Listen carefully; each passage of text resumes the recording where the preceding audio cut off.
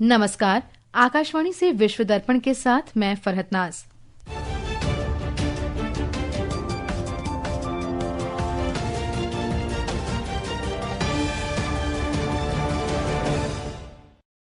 America के राष्ट्रपति Donald Trump ने यूक्रेन से युद्ध समाप्त करने के लिए रूस के साथ समझौता करने का आग्रह किया।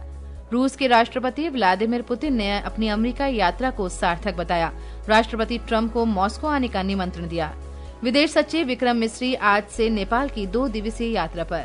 और थाईलैंड और कंबोडिया ने सहयोग और संवाद को मजबूत करने के लिए समझौते पर हस्ताक्षर किए। और अब समाचार विस्तार से।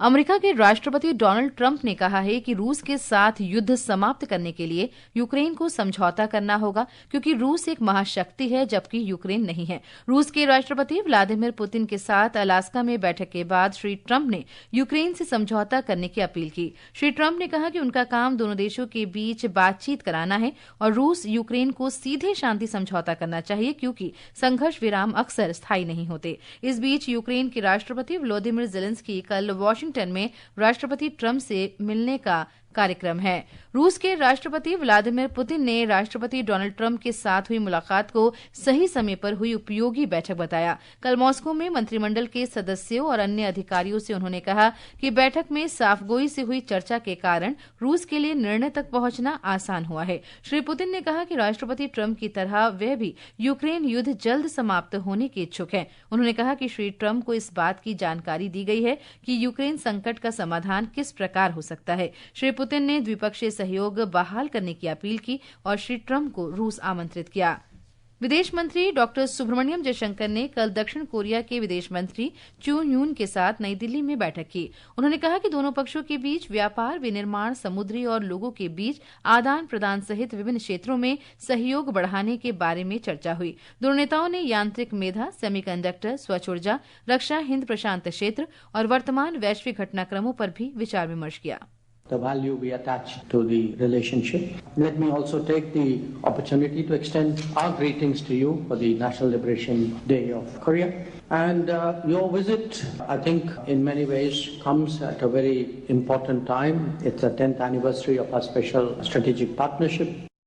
चीन के विदेश मंत्री वांग यी कल 2 दिन की यात्रा पर भारत पहुंच रहे हैं। उनकी ये यात्रा राष्ट्रीय सुरक्षा सलाहकार अजीत डोभाल के निमंत्रण पर हो रही है। श्री वांग यी श्री डोभाल के साथ भारत चीन सीमा मुद्दे पर विशेष प्रतिनिधि स्तर की 24वें दौर की वार्ता में शामिल होंगे। विदेश मंत्री डॉक्टर सुब्रमण्यम जयशंकर भी चीन के विदेश मंत्री के साथ वार्ता करेंगे। विदेश सचिव विक्रम मिस्री आज से 2 दिन की नेपाल यात्रा पर जा रहे हैं। उनकी ये यात्रा नेपाल के विदेश सचिव अमृत बहादुर राय के निमंत्रण पर हो रही है। भारत और नेपाल के बीच मजबूत मैत्रीपूर्ण संबंध हैं। हाल के वर्षों में दोनों देशों के बीच विभिन्न क्षेत्रों में सहयोग काफी बढ़ा है। विदेश मंत्रालय ने कहा है कि भारत पड़ोसी प्रथम की अपनी नीति के अंतर्गत नेपाल के साथ संबंधों को प्राथमिकता देता है। भारतीय अंतरिक्ष यात्री ग्रुप कैप्टन शुभांशु शुक्ला आज तड़के नई दिल्ली पहुंचे। केंद्रीय मंत्री जितेंद्र सिंह, दिल्ली की मुख्यमंत्री रेखा गुप्ता और भारतीय अंतरिक्ष अनुसंधान संगठन के अध्यक्ष डॉक्टर वी नारायण ने हवाई अड्डे पर उनका स्वागत किया। श्री शुक्ला 15 जुलाई को अंतर्राष्ट्रीय अंतरिक्ष केंद्र से लौटे हैं। वे अंतर्राष्ट्रीय अंतरिक्ष केंद्र जाने वाले पहले भारतीय हैं। शुभांशु ने नासा के एक्सियोम 4 मिशन का नेतृत्व किया था। इसे 25 जून को फ्लोरिडा के कैनेडी स्पेस सेंटर से प्रक्षेपित किया गया था। मिशन के दौरान शुभांशु ने अंतरिक्ष में अभूतपूर्व सूक्ष्म गुरुत्वाकर्षण प्रयोग किए। शुभांशु भारत के प्रथम अंतरिक्ष यान मिशन गगनयान के लिए चुने गए अंतरिक्ष यात्रियों में से एक हैं। इसे अगले वर्ष के अंत तक प्रक्षेपित किए जाने की संभावना है। विश्व दर्पण समाचार आकाशवाणी से प्रसारित किए जा रहे हैं। ताज़ा समाचार जानने के लिए आप हमारे social media handle @AIR news Hindi को फॉलो कर सकते हैं। विश्व दर्पण में आपका फिर स्वागत है। थाईलैंड और कंबोडिया ने थाईलैंड कंबोडिया क्षेत्रीय सीमा समिति आरबीसी में अपने सैन्य प्रतिनिधियों के बीच एक विशेष बैठक की। बैठक का उद्देश्य शांतिपूर्ण बातचीत के माध्यम से सीमा मुद्दों का समाधान करना और सीमा पर स्थिरता सुनिश्चित करना था। इस बैठक में थाई और कंबोडियाई सैन्य क्षेत्रों के कमांडरों ने भाग लिया। उन्होंने सहयोग और संचार को मजबूत करने के लिए एक समझौता ज्ञापन पर हस्ताक्षर किए। ये बैठक पिछले महीने की 24 तारीख को थाई और कंबोडियाई सेनाओं के बीच हुई सशस्त्र झड़पों के बाद हो रही है, जिसके परिणाम स्वरूप 28 जुलाई को युद्ध विराम समझौता हुआ था। अफ्रीकी संघ ने मर्केटर नक्शा के इस्तेमाल को बंद करने के आह्वान वाले एक वैश्विक अभियान का समर्थन किया है। मर्केटर नक्शा 16वीं सदी का एक मानचित्र है जिसके बारे में आलोचकों का कहना है कि अफ्रीका के वास्तविक आकार को गलत तरीके से प्रस्तुत करता है। पर्यवेक्षकों का कहना है कि ये नक्शा मूल रूप से नौवहन के लिए बनाया गया था, लेकिन इसने ध्रुवों के पास के क्षेत्रों को बढ़ा चढ़ा कर दिखाया, जबकि अफ्रीका और दक्षिण अमेरिका को कमतर करके दिखाया। इस विकृति को, इस रूढ़ि को मजबूत करने के रूप में देखा गया है कि अफ्रीकी दुनिया का दूसरा सबसे बड़ा महाद्वीप होने के बावजूद हाशिए पर है। अफ्रीकी संघ के अधिकारियों ने चेतावनी दी थी कि इस नक्शे ने शिक्षा, मीडिया और नीतियों में धारणाओं को आकार दिया है। मानचित्र को सही करें अभियान, जिसका नेतृत्व कथित तौर पर अफ्रीका नो फिल्टर और स्पीक अप अफ्रीका कर रहे थे, स्कूलों और संस्थानों से मर्केटर नक्शा की जगह 2018 के इक्वल अर्थ नक्शा का इस्तेमाल करने का आग्रह किया था। कैरिबियन सागर के उत्तर में अटलांटिक महासागर में एरिन तूफान एक बड़े चक्रवात में बदल गया है। इससे 150 मील प्रति घंटे की रफ्तार से हवाएं चल रही हैं और कई इलाकों में तेज वर्षा की चेतावनी जारी की गई है। चक्रवात के कारण इस सप्ताह अमेरिका में पूर्वी तट पर तेज लहरें उठ सकती हैं। इस सप्ताह चक्रवात के और अधिक शक्तिशाली होकर प्यूर्टो रिको से उत्तर की ओर बढ़ने की आशंका है।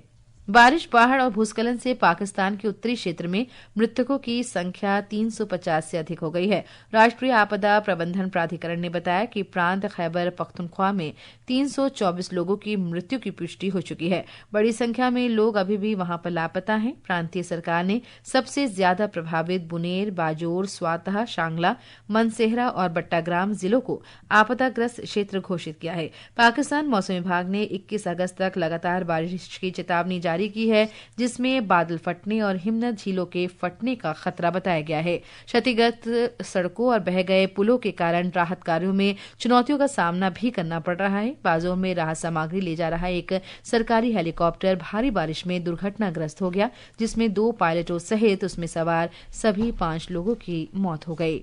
और अब खेल जगत की खबरों के साथ हैं मुकेश कुमार। भारत की तानिया हेमंत ने साइपन इंटरनेशनल बैडमिंटन प्रतियोगिता का महिला सिंगल्स खिताब जीत लिया है। उत्तरी मारियाना द्वीप समूह में फाइनल में कल तानिया ने जापान की कानाए सकाई को हराया। तानिया का इस वर्ष का ये पहला और करियर का चौथा अंतर्राष्ट्रीय चैलेंज खिताब है। उधर ऑस्ट्रेलिया में बेगा ओपन स्क्वाश के फाइनल में आज भारत के अनाहत सिंह का मुकाबला मिस्र की दूसरी वरीयता प्राप्त हबीबा हानी से होगा। शीर्ष वरीयता प्राप्त अनाहत सिंह मिस्र की नूर खफागी को हराकर फाइनल में पहुंची हैं। उधर कोलकाता में डूरंट कप के क्वार्टर फाइनल में आज मोहन बागान सुपर जायंट्स का मुकाबला ईस्ट बंगाल से होगा। ये मैच शाम 7 बजे से खेला जाएगा। एक अन्य क्वार्टर फाइनल में शाम 4 बजे जमशेदपुर एफसी का सामना डायमंड हार्बर एफसी से होगा। इस बीच भारत पहली बार शीतकालीन खेलों का सबसे बड़ा अंतर्राष्ट्रीय आयोजन करने जा रहा है। Asian open short track speed skating trophy 2025 का आयोजन 20 से 23 अगस्त तक देहरादून के रायपुर स्थित महाराणा प्रताप स्पोर्ट्स कॉलेज में होगा। भारत पहली बार शीतकालीन खेलों का सबसे बड़ा अंतर्राष्ट्रीय आयोजन करने जा रहा है।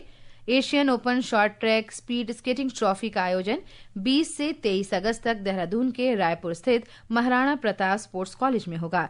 ISAI के अध्यक्ष अमिताभ शर्मा ने बताया कि इस ऐतिहासिक प्रतियोगिता में 11 से ज्यादा एशियाई देश हिस्सा लेंगे।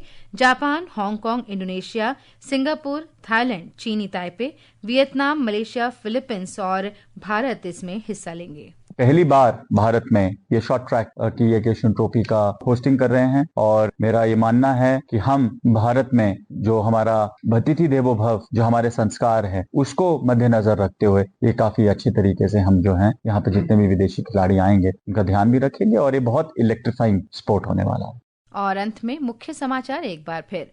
अमेरिका के राष्ट्रपति डोनाल्ड ट्रंप ने यूक्रेन से युद्ध समाप्त करने के लिए रूस के साथ समझौता करने का आग्रह किया। रूस के राष्ट्रपति व्लादिमीर पुतिन ने अपनी अमेरिका यात्रा को सार्थक बताया। राष्ट्रपति ट्रंप को मॉस्को आने का निमंत्रण दिया। विदेश सचिव विक्रम मिस्री आज से नेपाल की 2 दिवसीय यात्रा पर। थाईलैंड और कंबोडिया ने सहयोग और संवाद को मजबूत करने के लिए समझौते पर हस्ताक्षर किए। इसके साथ ही विश्व दर्पण का ये अंक समाप्त हुआ। नमस्कार।